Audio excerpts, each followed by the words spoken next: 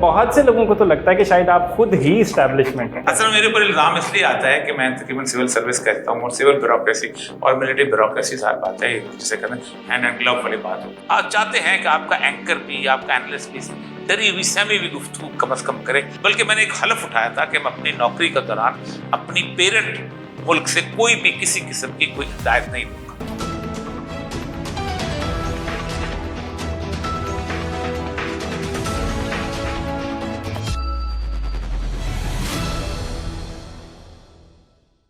Welcome back. और या साहब से हमारी गुफ्तगू जारी है। अच्छा, आपने मुझे एक बड़ी इंटरेस्टिंग चीज़ बताई। आपने कहा नियो का अब टिल्ट जो है वो ज़्यादा इस्टेब्लिशमेंट की जानिब जो शुरू से एस्टेब्लिशमेंट है। Just let me just finish the question कि आपका इससे लिंक कैसे बनता है। और नंबर 2 जो बड़ी इंपॉर्टेंट चीज़ है, बहुत से लोगों को तो लगता है कि शायद आप खुद ही इस्टेब्लिशमेंट हैं, बहुत से लोगों को, तो लिंक कैसे बनता है? असल मेरे ऊपर इल्ज़ाम इसलिए आता है कि मैं तकरीबन सिविल सर्विस करता हूँ और सिविल ब्यूरोक्रेसी और मिलिट्री ब्यूरोक्रेसी सारी बात है, जिसे कहते हैं हैंड एंड ग्लव वाली बात होती है। कर्फ्यू साथ मिलकर लगाते हैं, माशाल्लाह साथ मिलकर लगाते हैं। जब ज़ाहिर बात है मुशर्रफ का माशाल्लाह लगाया था, तो ज़ाहिर बात है कि मैं वो जो सारे जितनी भी टीमें बनी थी उनकी ट्रेनिंग करता था, सब कुछ रेवेन्यू की ट्रेनिंग मैंने उनकी जाके की थी। तो वो इस तरह तो एक जैसे ना चोली दामन का साथ तो सिविल एडमिनिस्ट्रेशन का बनता है, लेकिन उसके साथ साथ मेरी जाती जिंदगी बिल्कुल मुख्तलिफ रही है। मैंने अपने जो प्रोफेशनल जो कैरियर था, जो नौकरी का था, उसको कभी अपने इंटेलेक्चुअल कैरियर के साथ इंटरमिंगल नहीं होने दिया। जब मैं ड्रामा लिखता था तब भी ऐसा था, जब मैं शायरी करता था तब भी ऐसा था। असल में वो ये रहा था कि जब मैं शायरी करता था तो मैं सोचता था कि शायरी जो है ना, ये पकड़ाई देने वाली बात नहीं। आपने किसी शायर को पकड़ा, उसने कहा मैं अयूब खान के ज़माने में नज़म लिखी थी, तो बच जाता है। इससे जब ड्रामा लिखना मैंने शुरू किया तो ड्रामे में बहुत सारी ऐसी बातें थी कि जो दार बात है उस पर बहुत ज़्यादा मसले बनते थे, लेकिन फिर भी वो उसमें निकाल लेते थे क्योंकि एक इस्तारा है एक मेरे। तो 2002 में ये फैसला किया था नहीं, बराह रास्त बात करनी है और उसका जो भी कॉन्सिक्वेंस हो जाए मुझे बर्दाश्त करना है। और उसके साथ साथ सबसे अहम तरीन बात ये थी कि मैंने एक खास नुक्ता नज़र के साथ बात करनी है, एंटी अमेरिकन बात करनी है, जिसे मैं ताहूत समझता था, और ताहूत के मुकाबले में इस्लाम की निशत-सानिया की बात करनी है।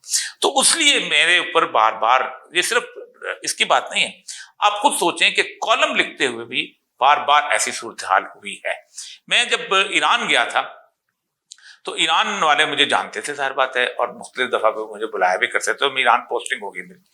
आप सोचें कि वो 10 मुल्कों की ऑर्गेनाइजेशन थी, वो बाकायदा एक इम्तिहान दे के $5000 की तनख्वाह लेके मैं वहाँ जा गया था। ज़ाहिर बात, डिप्लोमेटिक पासपोर्ट, रेड पासपोर्ट, बड़ी इज्जत की बात होती है। तो वहाँ पर उन्होंने इंग्लिश चैनल प्रेस जब शुरू हुआ तो मैं उस जमाने में वहाँ एक प्रोग्राम करता था अल्लामा इकबाल की शायरी के ऊपर, और साथ कुछ करंट अफेयर्स का भी करता था। मैं पाकिस्तान गवर्नमेंट का मातहत नहीं था, मैं ECO का मातहत था, जो कि 10 मुल्कों की ऑर्गेनाइजेशन है, जो कि रीजनल ऑर्गेनाइजेशन थी। बल्कि मैंने एक हलफ उठाया था कि मैं अपनी नौकरी के दौरान अपनी पेरेंट मुल्क से कोई भी किसी किस्म की कोई हिदायत नहीं लूंगा। ये बाकायदा हल्फ का हिस्सा था। तो वो ये कि उस दौरान जामिया हफ्सा हो गया। तो जो पहला शो था प्रेस टीवी का, वो जामिया हफ्सा के ऊपर था। तो उन्होंने कहा चूंकि आप हमारे बहुत इसमें ब्रेन चाइल्ड था आपका, आप चाहते थे अंग्रेजी चैनल आए, तो आप ही उस दिन आओगे। तो हमने रशीद गाजी साहब को भी लिया, बाकी चीजें, मुशर्रफ उसको सुन रहा था, और पहला दिन था ईरानी टीवी का अंग्रेजी पे आने का। आप सोचें कि क्या उद्यम मचा होगा कि एक पाकिस्तान का रेड पासपोर्ट होल्डर बंदा जो है, उस तरह की बात। पहले मैं जाने लगा तो रास्ते में मुड़ गया, मैंने कहा $5000 है, 6 साल की नौकरी है, जिंदगी बन जाएगी। फिर मैंने सोचा मैं कॉलम के साथ सच नहीं लिख सकूँ, इंसाफ नहीं कर सकूँ। मैंने गाड़ी वापस मोड़ी, मैं चला गया प्रोग्राम। रात को 12 बजे एम्बेसडर को फोन आया कि उस बंदे को वापस भेजो। वो फिर बड़ा लंबा एपिसोड हुआ, वहां पर लड़ाई हुई, ये हुआ, सारा कुछ हुआ, 2-2.5 महीने चलता। मैं वापस आया, मैंने एक लंबी चौड़ी कई साल इंक्वायरी भुगती। तो इस तरह की कई इंक्वायरियां जो हैं बार बार मैंने भुगती हैं, सरकारी सतह पे और बाकी जगह पे। लेकिन अल्लाह ताला ने मुझे हर जगह पे बचाया, और आज तक यहाँ पर आने के बाद हुआ ये कि यहाँ पर मसला ये था कि जो चैनल होता है ना हमारा, ये चैनल सारे बेसिकली एक सेमी प्रो एस्टेब्लिशमेंट होते हैं।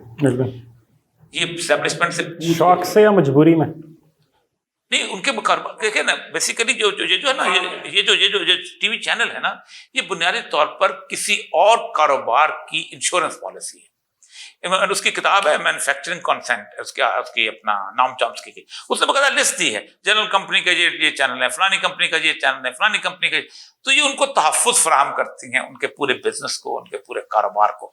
इसलिए वो बहुत ज़्यादा जिसे कहते हैं वो बहुत डरे हुए होते हैं, सहमे हुए होते हैं। इसलिए आप चाहते हैं कि आपका एंकर भी, आपका एनालिस्ट भी डरी हुई सहमी हुई गुफ्तगू कम से कम करे और कुछ नाप तोल कर आप लफ्ज बोले।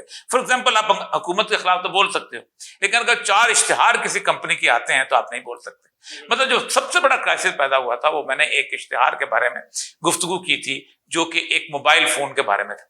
आप सोच नहीं सकते कि उसके ऊपर कितनी कंट्रोवर्सी हुई है और कैसे कैसे उसके दिफा के लिए लोग निकल आए। तो एक तो वो प्रेशर कॉर्पोरेट कल्चर का, दूसरा तीसरा एक ये प्रेशर इनका कि कल को टीवी चैनल बंद हो जाएगा तो क्या हो जाएगा। अब आप देखें ना, आप जब टीवी चैनल बंद होता है तो 1 महीने के लिए आप पता नहीं 60वें नंबर पे आ जाते हैं, फिर वापस आना, फिर केबल ऑपरेटर्स की पे बहुत कुछ मसाइल थे।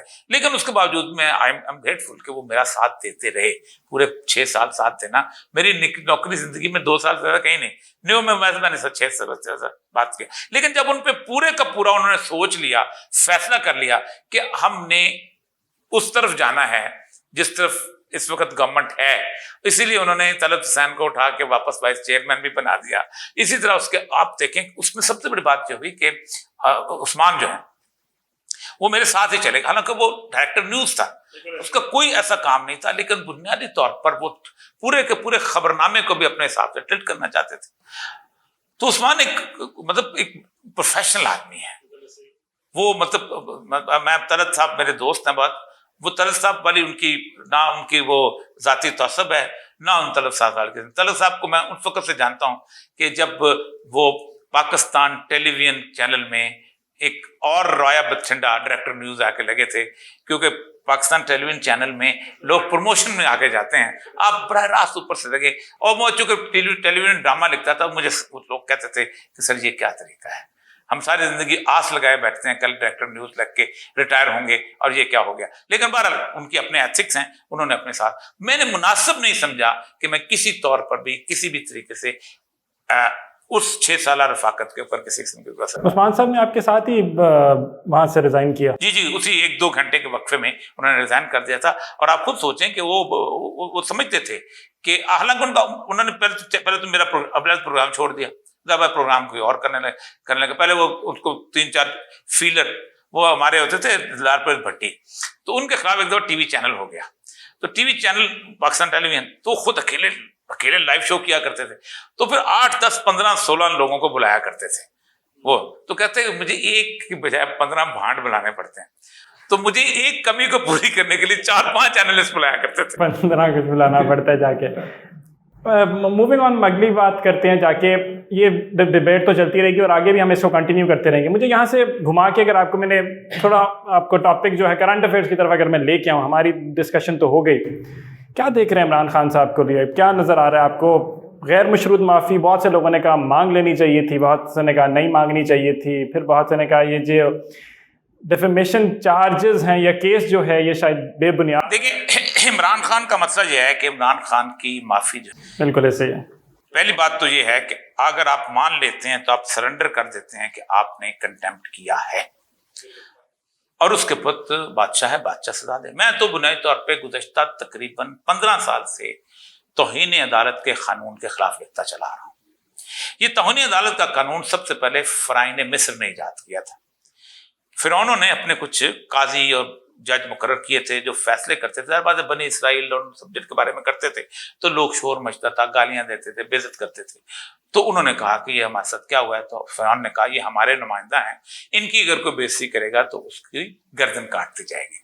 उसके बाद से ये रोमन्स में भी आया, बाकी जगहों पर आया, क्योंकि जजों से वो अपनी मर्जी के फैसले करवाना चाहते थे। फिर ये एंग्लो सैक्सन के अंदर आया कि जो उसने हमारी बेइज्जती की देयर एंड देन हम उसको फौरी तौर पर सजा देते।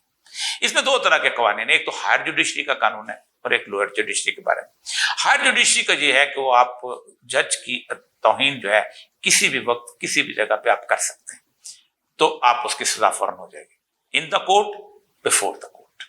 ठीक, अब बिफोर द कोर्ट जो है वो ये है कि अपना आउटसाइड द कोर्ट आपने किस जगह बात की, ये कंटेम्प्ट। लेकिन जो लोअर जुडिशरी है, सेशन जज है, सिविल जज है, अब पहली बात तो है कि मैं उस लोअर जुडिशरी का हिस्सा रहा हूं, 6 साल मैं डिस्ट्रिक्ट मजिस्ट्रेट रहा हूं और 3 साल मैं सब डिविजनल मजिस्ट्रेट रहा हूं। ये 9 सालों में हाई कोर्ट का चीफ जस्टिस हमारी एक्सपेक्शन करता था, हमारे बकायदा सारा कुछ हमारी सारी एसीआर वगैरह उसके अंदर वो करते हैं। तो हमें पता है कि लोअर जुडिशरी की क्या होता है। लोअर जुडिशरी जो है उसके अंदर रोज कंटेम्प्ट होती है, हर बंदा जो है आपके बारे में गुफ्तगू करता है, आप अदालत में चले जाएं। अब तो गुज़िश्ता 6-7 साल से ये है कि जज जो हैं आपको थप्पड़ मारते हैं, जज आके गालियां देते हैं, जज आपके पीछे जाते हैं और आपको चैम्बर में पनाह लेनी पड़ती है। ये आपकी रेगुलर कंटेम्प्ट हो रही होती है, ये सूरत बनी होती है। अब हायर जुडिशरी में तो आप आए और आपने एक सिविल किस्म की आपको सजा मिल गई। यहां पर अगर इमरान खान कहेंगे जिस तरह की उन्होंने बात की है कि मैंने कंटेम्प्ट नहीं की, मेरी मकसद नहीं था, तो पहली बात यह है कि आपके ऊपर एक चार्ज फ्रेम होगा।